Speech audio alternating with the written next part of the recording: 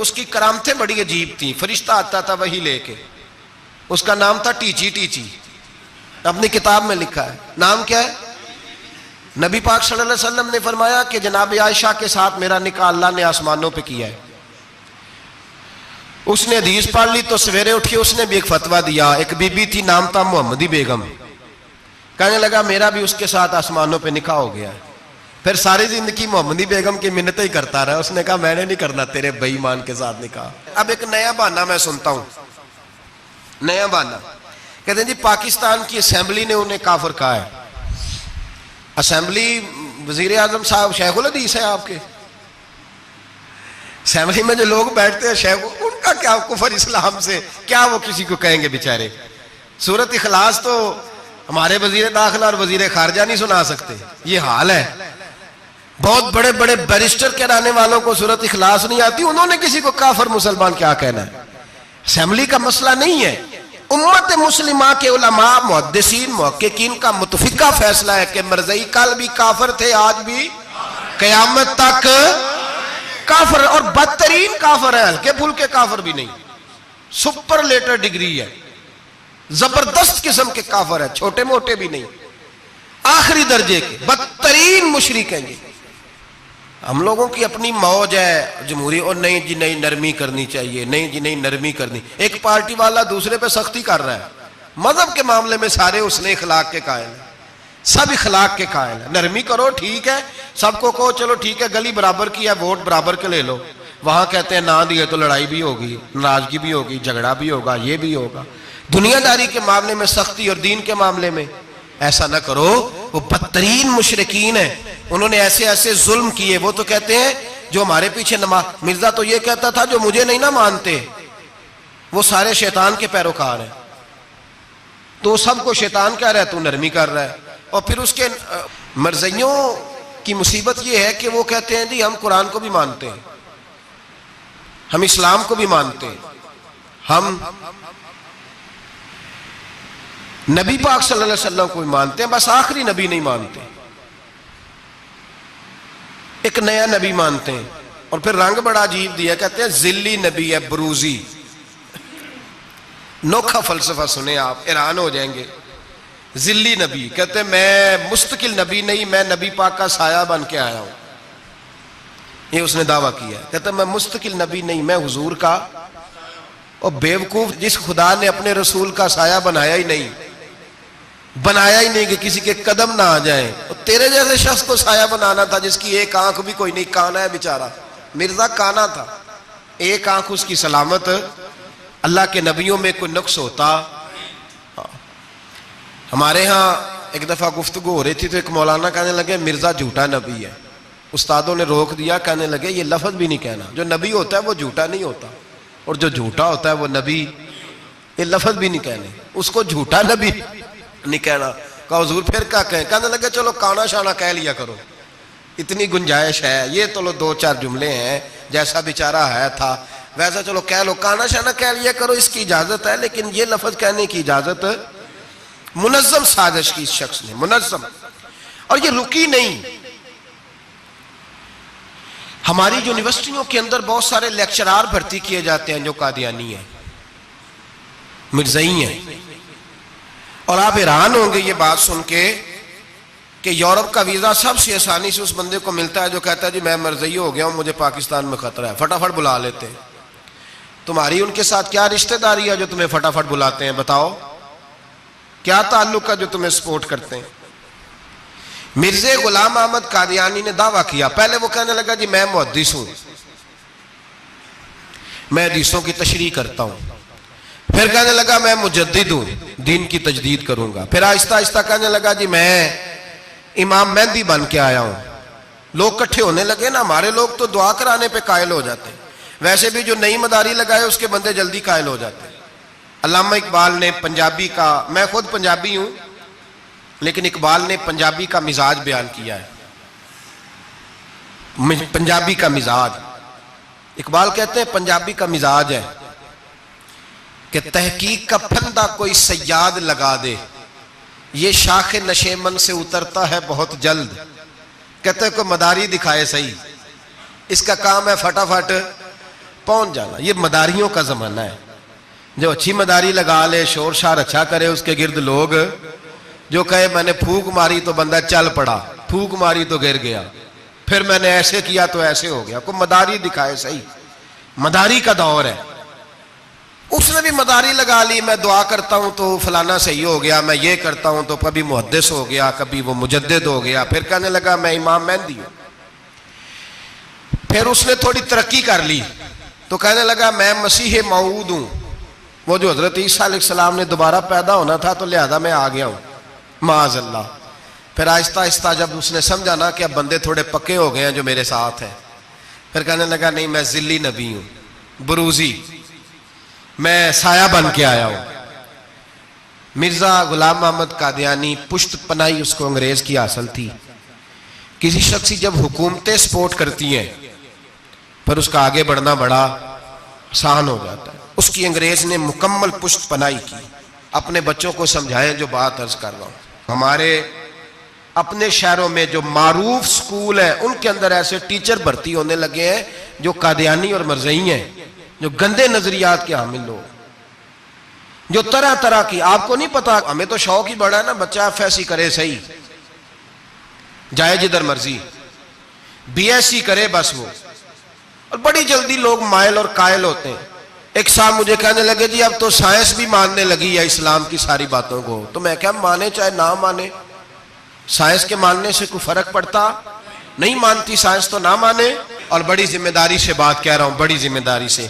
دین کی کوئی تحریک چلتی ہے تو نہ سیاستدان نکلتا ہے, نہ جاگیردار, نہ سیاستدان, نہ وڈیرا, نہ کوئی اور, الا ماشاءاللہ. دین کی تحریک چلتی ہے تو نہ یہ لاکھ لاکھ روپیہ لینے والے نعت خواں باہر نکلتے ہیں, نہ جو بڑی گدیوں پہ جدی پشتی پیر بیٹھے ہیں وہ باہر آتے ہیں. وہ علماء اور مشائخ جن کا دین سے رشتہ ہے. اگر پیر جماعت علی شاہ صاحب نکلے تو خالی پیر نہیں تھے, عالم دین بھی تھے.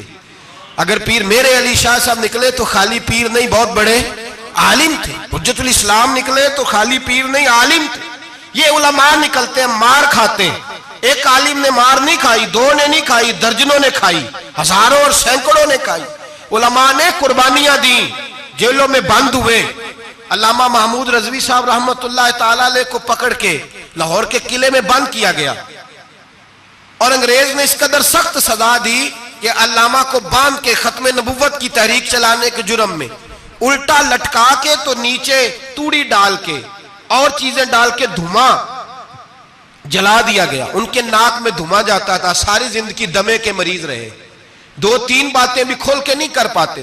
اس قدر زیادہ اذیت دی گئی علماء کو, اس قدر زیادہ. علامہ عبدالحمد بدایونی رحمت اللہ تعالی علیہ فرماتے ہیں کاٹنے والے جانور ہماری شلواروں میں ڈال کے نیچے سے باندھ دیا جاتا تھا. کہا جاتا تھا اب ختم نبوت کی بات کرو, لیکن کوئی شخص بھی ایک منٹ کے لیے بھی پیچھے ہٹنے کو تیار, قربانیاں دے کر قربانیاں ان بے ایمانوں کو کافر قرار دلوایا. اور پھر بطل حریت امام وقت حضرت علامہ شاہ احمد نورانی رحمت اللہ علیہ اور مولانا عبدالستار خان نیازی کو سزائے موت کا حکم ہوا. مولانا ابو الاسناد اعلیٰ حضرت کے خلیفہ تھے, ان کے صاحبزادے سید خلیل احمد صاحب رحمت اللہ تعالی علیہ کو سزائے موت کا حکم ہوا کہ مرزائیوں کے خلاف انہوں نے علم بلند کیا. وہ تو پاکستان بنا. پھر جدوجہد شروع ہوئی, پھر زور ہوا. پھر علامہ نورانی رحمت اللہ علیہ کی قیادت میں پورے زور اور شور کے ساتھ تحریک چلی. آخر مجبور ہوئے اس دور کے وزیر اعظم بھٹو صاحب, مجبور ہو گئے اور کہا ٹھیک ہے سویرے میں مرزے کے پوتے کو بلاتا ہوں, آپ اسمبلی میں بیٹھ کے بات کریں, ان سے گفتگو کریں. اگر ہم قومی اسمبلی کے ممبران نے دیکھا واقعی جھوٹا ہے تو ہم انہیں اقلیت قرار دے دیں گے. علامہ نورانی حضرت ابو بکر صدیق کی اولاد تھے اور میرے اعلیٰ حضرت فاضل بریلوی رحمت اللہ علیہ کے خلیفہ کے بیٹے تھے, اور خود حضور مفتی اعظم ہند رحمت اللہ علیہ کے مرید تھے. حضرت علامہ نورانی ساری زندگی ایسا لباس پہنتے تھے کہ اس کے اندر سلوٹ نظر نہیں آتی تھی. امامہ اتنا حسین ہوتا تھا کہ دیکھنے کو دل کرتا تھا, اور گاڑی میں بہترین میں بیٹھتے تھے. لیکن مکان ساری زندگی کرائے کا رہا, کرائے کا. لوگ کہتے ہیں ملنے جاتے تھے, سیڑھیوں سے اترتے تھے تو علامہ نورانی سیڑھیوں پہ بٹھا لیتے تھے, کہتے دو ہی کمرے ہیں. اور میں آپ کو بٹھا نہیں سکتا، گھر میں جگہ نہیں، تو کہا حضرت آپ اجلے تو بڑے نظر آتے ہیں، تو آپ فرماتے لباس دنیا کو دکھانے کے لیے پہنا ہے، اور باقی تو سارا میرا معاملہ خدا رسول کے ساتھ ہے، میں جانوں اللہ رسول جانے، میں بھکاری بن کے نہیں جینا چاہتا، خودداری کے ساتھ وقت گزارنا چاہتا ہوں۔ علامہ نورانی کہتے ہیں جس رات صبح اسمبلی میں مناظرہ ہونا تھا تو میں سوچنے لگا آج رات کیا کروں، تو پھر مجھے خیال آیا میں نے وہی کرنا ہے جو بدر کی رات میرے مصطفیٰ نے کیا تھا۔ ساری رات میں مصلی پہ بیٹھا رہا، کہتے ہیں بس اونگ لگی تو بات بن گئی، آنکھ لگی تو بات بن گئی۔ کہتے ہیں سحری کا وقت ہوا تو دستک ہوئی دروازے پہ، 2-3 نادان دوست کہنے لگے آپ ہمارے گھر آئے، فرماتے میں ان کے گھر گیا، جب ان کے گھر پہنچا تو وہاں مرزئی اور قادیانی 10 کروڑ روپیہ بریف کیس میں بند کر کے لائے اور کہنے لگے مولانا یہ بیانہ ہے، بیانہ، یہ آپ بیانہ پکڑ لیں، اور باقی پیسے بعد میں، سنا ہے مکان بھی کرائے کا ہے، سنا ہے آپ کے پاس کوئی پراپرٹی نہیں، یہ بیانہ لے لے باقی بعد میں آئے گا۔ علامہ نورانی کہتے ہیں میں نے جب پیر کی ٹھوکر لگائی تو بریف کیس کھل گیا اور اس میں کروڑوں روپے بکھر گئے۔ مجھے کہنے لگے پیسے دیکھ کے تو آپ کو خیال آ گیا ہوگا کہ بچوں کے لیے بھی کچھ سوچنا ہے، پیچھے بھی پلٹ کے دیکھنا ہے۔ تو نورانی صاحب رحمت اللہ علیہ فرمانے لگے میں نے کہا ہاں میں وصول تو کر لیتا، پر تم نے قیمت بڑی تھوڑی لگائی ہے، ایمان بیچنا اتنی تھوڑی قیمت، میری تو رات زیادہ قیمت لگ گئی ہے، بڑی زیادہ قیمت، میں تو بک گیا ہوں پہلے سے۔ کہنے لگے آپ کی کیا قیمت لگی ہے؟ فرمانے لگے رات میں درود پڑھتے پڑھتے سویا ہوں تو مدینے والے رسول کا دیدار نصیب ہوا ہے، اور نبی پاک نے تھپکی دے کے کہا فکر نہ کرنا میں تیرے ساتھ ہوں۔ تو کہنے لگے جس کی قیمت محمد عربی لگائے کوئی اسے خرید سکتا ہے؟ سویرے میدان لگے گا اسمبلی میں اور میں اسمبلی کے فلور پہ ثابت کروں گا تم کل بھی بے ایمان تھے، آج بھی بے ایمان ہو، قیامت تک تم بے ایمان ہی رہو گے، جتنا مرضی پڑھ جاؤ لکھ جاؤ، جتنی مرضی بڑی عبادت گاہیں بنا لو، جتنا مرضی شور کر لو، اور جتنے مرضی کینیڈا اور امریکہ تمہارا ساتھ دے لے، ہمارے رسول آخری نبی ہے، حضور آخری نبی ہے، یہ امت کا متفقہ عقیدہ ہے، اس میں کسی کو رکھنا ڈالنے کی اجازت۔ آپ فرماتے ہیں سویرے وہ آیا، بڑے زور سے آیا، کبھی انگریزی بولتا کبھی کوئی بولی بولتا، لیکن احمد رضا کے دروازے کا ایک فقیر ایک بات ہی کرتا، وہ رضا کے نیزے کی مار ہے کہ عدو کے سینے میں غار ہے، کسے چارہ جوئی کا وار ہے کہ جو وار وار سے پار۔ کہتے ایک اور مولوی صاحب بھی آئے میرے ساتھ مناظرہ کرنے، ان کی اپنی کتاب سے نکل آیا کہ نبی پاک کے بعد آخری کوئی اور نبی آ جائے تو فرق نہیں پڑتا، اپنی کتاب سے، ان کے دارالعلوم بانی، دارالعلوم بنانے والے کی کتاب سے نکل آیا۔ تو مولوی وہ مرزا کہنے لگا تم نے بھی تو لکھا ہے، ہم نے کہا یہ بھی بے ایمان ہے، اعلیٰ حضرت کہہ چکے ہیں یہ کافر ہے، یہ بھی تمہاری طرح کا ہی ہے ظالم، لہذا اس کی بات کا کوئی اعتبار نہیں ہے، کافر قرار دے دیا گیا۔ کفر تو ہو گیا، اقلیت تو ہو گئی، لیکن وہ آج تک اپنی حرکتوں سے باز۔ ہمارے بچوں کو پتہ ہی نہیں یہ کتنے غلط ہیں، ہمیں خبر ہی نہیں کہ یہ کتنے برے ہیں۔ بھائی ایک صاحب سے میری ایک دفعہ بات ہوئی، چودھری صاحب تھے، گفتگو ہوئی تو کہنے لگے جی ختم نبوت نہیں مانتے تو ختم ہو گیا مسئلہ، اللہ ناراض ہو جائے گا، ختم نبوت نہیں مانتے تو اللہ ناراض ہو جائے گا۔ میں نے کہا جناب کے کتنے بچے ہیں؟ کہنے لگے 4، زمین کتنی؟ 20 کلے، کتنے کتنے آئے بولیے؟ تو میں نے کہا ایک نیا بندہ آ کے کھڑا ہو جائے کہ میں بھی آپ کا بیٹا ہوں، تو آپ راضی ہیں؟ مثال دے رہا ہوں سمجھانے کے لیے، بلا مثال و بلا تشبیہ، آپ راضی ہو جائیں گے؟ بولے نہیں تو چپ کر کے آخنا چل کوئی نہیں، 4 بھی بڑھ رہے تھے 5 بھی بڑھ لینے، ہو جائے گا ایسا؟ عجیب بندے ہو، جو کام جو تمہارا بیٹا نہیں، جب تم اسے بیٹا ماننے کو تیار نہیں تو جو اللہ کا نبی نہیں، وہ میدان میں کھڑا ہو کہ میں بھی ہوں میں بھی ہوں میں بھی ہوں، تو یہ کس طرح قابل قبول بات ہے؟ اور ایک بھائی سگے بھائی کو جائیداد دینے کو تیار نہیں تو ایک اور آ کے شامل ہو جائے کہ مجھے بھی شامل کر لو، چلو کوئی نہیں فرق پڑتا، اتنی زمین ہے ابے کی، اتنی زمین ہے ابا جی کی، مجھے بھی شامل کر لو، تو لوگ تو قتل کر دیں گے کہ جب تو ہے نہیں تو ہمارا بھائی بنتا کیوں ہے؟ او خدا کے بندے، عجیب فلسفہ حیات ہے، عجیب زندگی ہے، فٹافٹ لوگ مان لیتے ہیں۔ سب لوگوں نے اپنی اپنی باتیں کی، سب نے اپنے اپنے دلائل دیے ختم نبوت پہ، ضرورت ہی نہیں تھی، جب حضور کہہ گئے جو بن سکتے تھے ان کو نبی پاک کہہ گئے، جو بن سکتے تھے، جن میں صلاحیتیں تھی، حضور نے فرمایا علی تو میرے لیے اسی طرح ہے جس طرح موسیٰ کے لیے ہارون تھے۔ لیکن موسیٰ کے بھائی ہارون بھی نبی تھے، پر میرے بعد کو نبی ہو سکتا تو ہو اسی طرح جس طرح موسیٰ کے لیے ہارون، جن کے اندر خوبیاں پائی جاتی تھی۔ فرمایا ابو بکر میری ساری امت سے افضل ہے پر نبی نہیں ہے۔ میرے رسول پاک نے فرمایا عمر فاروق میں وہ ساری خوبیاں پائی جاتی ہیں جو ایک نبی میں لو کان نبی بعد لکان عمر ابن خطاب، اگر کوئی میرے بعد نبی ہوتا تو خطاب کا بیٹا عمر ہوتا۔ جو ہو سکتے تھے جب وہ نہیں ہوئے تو کانا شانہ اٹھ کے آ گیا ہے، ادھر قادیان کا رہنے والا، اور تو کہتا ہے نہیں مجھے مان لو، چلو پورا نہ مانو، ذلی مان لو، بروزی مان لو، کوئی حیا ہونی چاہیے۔ بڑے بڑے سیانے بندے ان کو آج تک پتہ ہی نہیں کہ یہ ذلیل کتنے، ان کے اندر خباثت کتنی پائی جاتی ہے۔ میرے رسول پاک امت کے لوگوں نے اپنے اپنے دلائل دیے، نبی پاک کی امت نے اپنے اپنے۔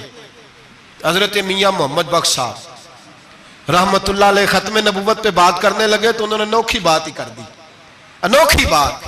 ایک شخص ان سے کہنے لگا چل کے دیکھو تو صحیح، ملے تو صحیح۔ آپ فرمانے لگے دفع کرو، جنہ اندر عشق ہے رچیا اونا نہیں پج جانا، پاویں سونے ملن ہزارہ آسانی یار بٹونا۔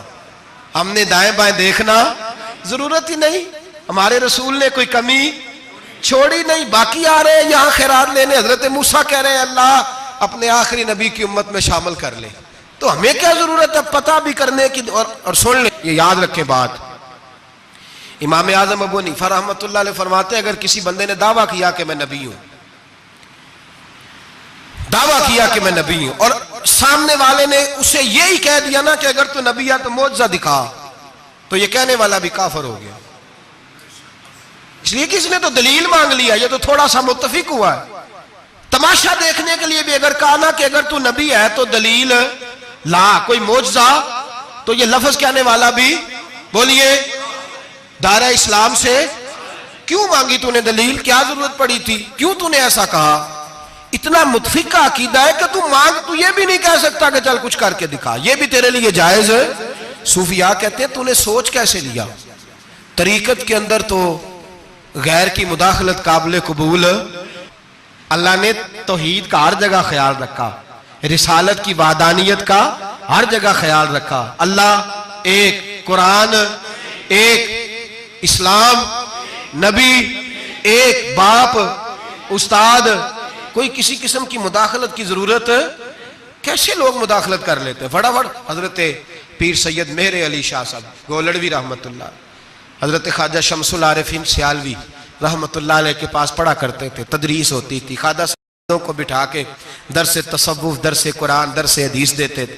یوں بیٹھے ہیں، گفتگو ہو رہی ہے، پڑھایا جا رہا ہے، ایک بڑے نورانی چہرے والے خوبصورت بزرگ اندر آئے، بڑی تازگی، بڑا پیار، بڑی مٹھاس ان کے آنے میں۔ جب وہ آئے تو حضرت شمس العارفین اٹھ کے ملے، ماتھا چوما، پیار ہوا، 2-3 منٹ گفتگو ہوئی تو گفتگو میں بڑی نورانیت، بڑی خوبصورتی، بڑی رانائی، بڑی ٹھنڈک ملی دونوں بزرگوں کی ملاقات سے۔ چند لمحوں کے بعد، تھوڑی دیر گفتگو کے بعد وہ بزرگ اٹھے باہر نکل گئے۔ حضرت شمس العارفین مریدوں پہ نظر ڈالی، فرمانے لگے تمہیں پتہ ہے یہ کون تھا؟ شاگردوں جانتے ہو کون تھا؟ کہا حضور نہیں۔ فرمایا خضر علیہ السلام تھے، مجھ سے ملنے آتے ہیں اکثر، اور ابھی گلی میں ہوں گے، کسی نے ملنا ہے تو مل لو۔ دوڑ کے گئے سارے لوگ ملاقات کرنے، بھاگے گئے۔ پیر میر علی شاہ صاحب بیٹھے ہیں، آپ نے فرمایا میر علی تم نے نہیں ملنا؟ کہنے لگے حضور نہیں۔ فرمایا کیوں؟ کہنے لگے حضور میں اسے نہ ملوں جسے خضر بھی ملنے آتا ہے، اسے نہ ملوں جس سے وہ ملنے آتا ہے، میں نے کیا کرنا ہے ان سے مل کے؟ آپ سے ملوں گا جن سے حضرت خضر بھی ملنے آتی ہیں، جنہ تنام وچ عشق ہے رچیا اونا نہیں پج جانا، پانے پاویں سونے ملن ہزاراں، ایسا نہیں یار وٹونا، ضرورت ہی نہیں۔ ایسے حسین محبوب کے بعد کسی اور جگہ نظر جمانے کی طبیعت ضرورت نہیں، توجہ نہیں، خیال نہیں۔ جس نے یہ پوچھ بھی لیا کہ تو بتا، کوئی معجزہ دکھا، وہ بھی دائرہ اسلام سے نبی پاک صلی اللہ علیہ وسلم کے زمانے میں حضور نے خود فرمایا تھا 30 کے قریب لوگ ہوں گے جو دعویٰ کریں گے ہم نبی ہیں۔ فرمایا دجال ہوں گے، کذاب ہوں گے جو دعویٰ کریں گے۔ ایک بندے نے تو حضور کی ظاہری حیات میں دعویٰ کر دیا، مسلمہ اس کا نام تھا، 150 سال کے قریب عمر پائی اس نے، اور بہت سارے اس کے ماننے والے اسی لیے ماننے لگ گئے کہ عمر بڑی لمبی ہے. معاذ اللہ تعالیٰ، لوگوں کا اپنا اپنا مزاج ہے نا، ماننے کا اپنا اپنا مزاج ہے. ایک اس سے کانا آدمی دعا کرانے آیا، ایک آنکھ سے کانا تھا، اس نے دعا کرائی تو دونوں آنکھوں سے اندھا ہو گیا، دونوں آنکھوں سے. اللہ نے اسے سزا دی تو ایک ماننے والا کہنے لگا فٹافٹ مان جاؤ، ورنہ جو اس کی نہ مانے پورا اندھا ہو جاتا ہے. ماننے والوں کا اپنا انداز ہے نا. ایک لنگڑا آیا، ایک ٹانگ سے لنگڑا کے چلتا تھا، مسلمہ سے دعا کرانے آیا تو دوسری بھی ضائع ہو گئی. یہ اس کا حال تھا. پر ماننے والوں کا کیا کیا جائے؟ ماننے والے جس کو مرضی ماننے لگتے ہیں، نفسیاتی طور پر لوگ کمزور ہو جاتے ہیں. مسلمہ نے نبی پاک صلی اللہ علیہ وسلم کو خط لکھا، کہنے لگا حضور کے زمانہ مبارکہ میں، اور کچھ حدیثیں ایسی بھی ملتی ہیں جس سے یہ ثابت ہوتا ہے کہ اس کی حضور سے ملاقات بھی ہوئی، سامنے کچھ بول نہ سکا، جا کے خط لکھا. کہنے لگا کہ آپ میرے ساتھ معاہدہ کر لیں، جب تک آپ حیات ظاہری میں آپ نبی، اور جب آپ کا وصال ہو جائے تو میں نبی. یا یہ معاہدہ کر لیں کہ آدھے عرب کے آپ نبی اور آدھے کا میں نبی. معاذ اللہ. اس نے یہ خط لکھا. نبی پاک نے جواب لکھا، فرمایا میں تو اللہ کا رسول ہوں، تو کذاب ہے، تو کذاب ہے، جھوٹا ہے. لوگ ایک اور بھی، میں ایک دن آرٹیکل پڑھ رہا تھا، کہنے لگے جی مرزے کے اب بڑے ماننے والے ہیں، اس کو کذاب نہیں کہنا چاہیے، ان کو دکھ ہوتا ہے. جو جھوٹ بولے اسے جھوٹا نہیں کہنا چاہیے. تو تھی بول دے کیوں نہیں؟ تو اڈا کی پروگرام ہے، کہنا چاہیے کہ نہیں کہنا چاہیے؟ یہ ثواب ہوگا. اس لیے کہ جو نبوت کا دوچا دعویٰ کرے اس کو نبی پاک نے جھوٹا کہا ہے. حضور نے فرمایا تو کذاب ہے. کیا کہا ہے؟ تو آنے ثواب ہوئے گا آنکھوں گے تھے. کیا کہا ہے؟ کذاب. تو اس کو کذاب کہنا نبی پاک کی کیا کی ہے نا. پھر انجیو دے منن والے تکلیف ہوندی تے میں کہا پئی ہوے.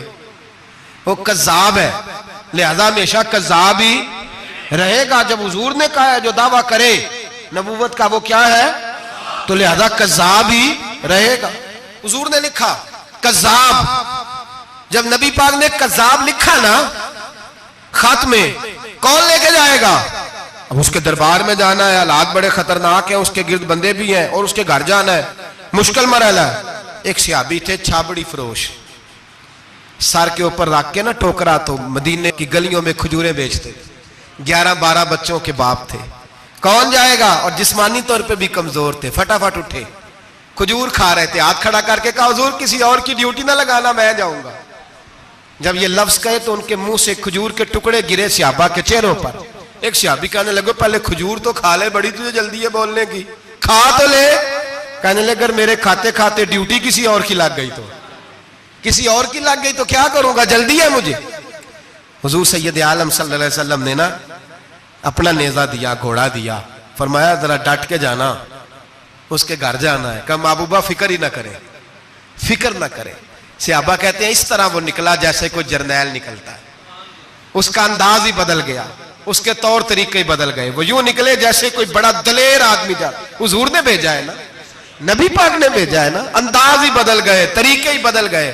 مسلمہ کے دربار میں گئے. وہاں ایک شخص جو بعد میں مسلمان ہوا، وہ بتلاتا ہے کہ جب حضرت حبیب بن زید پہنچے نا تو نیزہ ہاتھ میں تھا، زور سے گاڑا جا کے اس کے دربار میں، زور سے گاڑ دیا زمین پہ. مسلمان نظر، کون ہو؟ آپ فرمانے لگے تجھے چہرہ دیکھ کے نہیں پتا چلا میں رسول اللہ کا نوکر ہوں؟ ہمارے تو چہرے بتاتے ہیں ہم رسول والے، ہمارے تو چہرے بتاتے ہیں نبی پاک والے. تجھے پتا نہیں چلا کون ہوں؟ کیسے آئے ہو؟ فرمایا یہ تیرے خط کا جواب لایا ہوں. بادشاہوں کا طریقہ یہ تھا کہ خط خود نہیں پڑھتے تھے، ساتھ ایک بندہ کھڑا ہوتا تھا، وہ خط پڑھتا تھا. مسلمان نے اس کو خط دیا، پڑھو. جب اس نے خط پڑھا تو لکھا تھا تو کذاب ہے. اب سب نے سن لیا. اکیلے میں ہوتا تو چلو بات اور تھی، سن لیا سب نے. آگ بگولا ہو گیا، آنکھیں سرخ ہو گئی، جلال برسانے لگا. اب اور تو کچھ نہ ہوا. سامنے حضرت حبیب کھڑے تھے، اٹھا تلوار لے کے کہنے لگا تیرے نبی نے مجھے کذاب کہا ہے، تیرا کیا خیال ہے؟ مانے لگے خیال والی بات ہی کوئی نہیں. جسے نبی پاک کذاب کہے وہ ہوتا ہی کذاب ہے، جسے حضور جھوٹا کہے وہ ہوتا ہی. فرمایا تو 7 سمندروں کا پانی بھی بہا دے تو تیرا جھوٹ دھل سکتا، تو ہے ہی جھوٹا. جسے حضور نے جھوٹا کہہ دیا وہ جھوٹا ہے، جھوٹا ہے. کہنے لگا پیچھے پلٹ کے دیکھ، سارے میرے پہرے دار ہیں، میرے سپاہی ہیں، تلواریں، نیزے، خنجر، تیر، سارے میرے ماننے والے. کیا لفظ ہے، کیا حسن ہے، کیا توانائی ہے. حضرت حبیب بن زید فرمانے لگے میرے 12 بچے ہیں، ان میں سے کچھ ایسے ہیں جو دودھ پیتے ہیں، کچھ ایسے ہیں جو ابھی چل نہیں پائے. میں جب رسول اللہ کا پیغام لے کے نکلا تھا تو میں نے پلٹ کے بچے نہیں دیکھے تو تیرے پہرے دار کیسے دیکھ لوں. جو چیز مجبور کرتی ہے، باندھ لیتی ہے، وہ نہیں جب میں نے دیکھی تو میں تیرے پہرے دار دیکھوں. جو جی میں آتا ہے کر، غلامان محمد جان دینے سے نہیں ڈرتے، یہ سر کٹ جائے یا رہ جائے کچھ پرواہ نہیں کرتے. فرمایا ان کو نہیں دیکھا جن کو دیکھنا چاہیے تھا، تجھے دیکھوں. میں اکثر کہتا ہوں کٹ لگ جائے نا ہاتھ پہ تو نمازیں رہ جاتی ہیں، جماعتیں چھوٹ جاتی ہیں، طبیعتیں بگڑ جاتی ہیں، مشکل ہوتا ہے، تکلیف آئے تو سنبھلنا. یہاں ہلکا سا بچھو آ کے کاٹے تو شور ہو جائے گا، جمعے میں لوگ اٹھیں گے، اللہ مجمع بکھرے گا، وہ بچھو آ گیا، حالات بگڑ جائیں. چھپکلی پیروں پہ گرے تو لوگ اٹھ دوڑتے ہیں. حضرت حبیب بن زید انصاری کھڑے تھے، انگلی نہیں، ہاتھ نہیں، کٹ نہیں لگا. مسلمہ اٹھا، اس نے زور سے تلوار ماری، بازو کٹ کے گر گیا، فوارہ نکلا خون کا. او بھائی بچھو کاٹے تو سنبھلنا مشکل، ذرا تصور کرو ہاتھ کٹ گیا. حضرت حبیب بن زید کھڑے ہیں، کہنے لگا اب تیرا کیا خیال ہے؟ آپ فرمانے لگے تو بڑا بیوقوف ہے، ہمیں آزماتا ہے، ہمیں تو بدر سے لے کر احد تک ساری دنیا آزما چکی ہے، ہمیں آزماتا ہے، ابھی بھی خیال پوچھتا ہے. فرمایا میرا خیال وہی ہے جو میرے رسول نے فرما دیا ہے، خیال وہی ہے جو نبی پاک نے کہہ دیا ہے. پھر تلوار ماری، دوسرا ہاتھ کٹ گیا. ذرا سوچنا، غور کرنا، ٹانگ ٹوٹی نہیں، ہڈی نہیں ٹوٹی، ماس نہیں اکھڑا، ہاتھ کٹ کے گرا، 2 ہاتھ گر گئے، زمین پہ گرے. حضرت حبیب کہنے لگا میں تجھے قتل کر دوں گا، باز آ جا. آپ فرمانے لگے تو بڑا نادان ہے. ان لوگوں کو ڈراتا ہے جو سویرے فجر کی نماز پڑھ کے پہلی دعا ہی شہادت کی مانگتے ہیں. ہمیں ڈراتا ہے جو سوتے وقت التجا کرتے اللہ بستر پہ موت نہ دینا، میدان میں دینا. تو ہمیں ڈرا رہا ہے، چل جو ہوتا ہے کر لے. اس نے خنجر رکھا، تلوار رکھی گردن پہ، فرمایا میں کاٹ دوں گا. فرمایا کاٹتا کیوں نہیں، کاٹتا کیوں نہیں؟ اور وہ روایت کرنے والے کہتے ہیں مسلمہ کے ہاتھ کامتے تھے ختم نبوت کے تحفظ کے لیے. جب نبی پاک کے غلام نکلے تو جھوٹا دعوے کرنے والے کانپ اٹھے، کانپ کھڑے ہوئے. کہتے ہیں اس کے ہاتھ کانپتے تھے. حضرت حبیب بن زید کٹے ہوئے بازوؤں کے ساتھ بھی توانا تھے. قلم توڑ گئے میاں محمد بخش صاحب، فرمانے لگے وہ کچا رنگ للاری والا جیڑا چڑھدا لیندا رہندا، اے عشق تیرے دا رنگ محمد چڑھ جائے پھر نہیں لیندا. جب تلوار چلی، گردن کٹی تو رسول اللہ کی ختم نبوت پر پہرا دینے والوں کا اجر میرے رسول نے بیان فرمایا، میرے نبی نے اجر بیان کیا، ڈگری جاری فرمائی، سند دی حضور نے. وہاں گردن کٹی اور جہاں مدینے میں حضور کی آنکھوں میں آنسو آئے. یا رسول اللہ کیا ہوا؟ فرمایا میرا حبیب شہید ہو گیا ہے اور رب کریم نے اس کے لیے جنت کے سارے دروازے کھول دیے، سارے دروازے اللہ نے کھول. یہ سند جاری کی نبی پاک. ختم نبوت مسلمان کا عقیدہ. حضرت ابو بکر صدیق نے ختم نبوت کے تحفظ کے لیے پورا ایک دستہ تیار کیا. ابو جال کے بیٹے جناب سیدنا اکرمہ رضی اللہ تعالیٰ عنہ، ان کی سربراہی میں جناب سیدنا ابو بکر صدیق رضی اللہ تعالیٰ عنہ نے لشکر تیار کیا. وہ لشکر گیا، اس لشکر میں حضرت وحشی بھی تھے جنہوں نے حضرت امیر حمزہ کو میدان احد میں شہید کیا تھا. فرماتے ہیں میں دعا کرتا تھا اے اللہ بہترین مسلمان میرے ہاتھوں شہید ہوا ہے، اب میرے ہاتھوں کوئی بدترین کافر قتل کرا تاکہ میرا کفارہ ہو جائے. فرماتے ہیں جب میں گیا، جب میں نکلا میدان میں پہنچا تو مسلمہ میرے سامنے آ گیا، جھوٹی نبوت کا دعویٰ کرنے والا. کہتے ہیں جب سامنے آیا تو میں نے اس کو مارا، تیر وہ گرا، اور جب گرا تو میں نے رکھا پھر اس کی گردن پہ پیر. میں نے کہا میرے رسول تو میدان بدر میں دعا کرے تو 5000 فرشتے آتے ہیں، تو ذرا پلٹ کے دیکھ بے ایمان تیرا حال کیا ہے. فرماتے ہیں میرے قدموں کے نیچے، میں نے کہا تو میرے نبی سے مقابلہ کرنے چلا تھا؟ میں رسول اللہ کا ادنا غلام ہوں، نہ بدری ہوں، نہ اشرا مبشرہ میں سے ہوں، نہ میں خلفائے راشدین میں سے ہوں، پر ہوں رسول کا غلام، الصحابی کن نجوم میں شامل ہوں. فرماتے میں نے گردن کاٹی اور اللہ نے مجھے موقع دیا.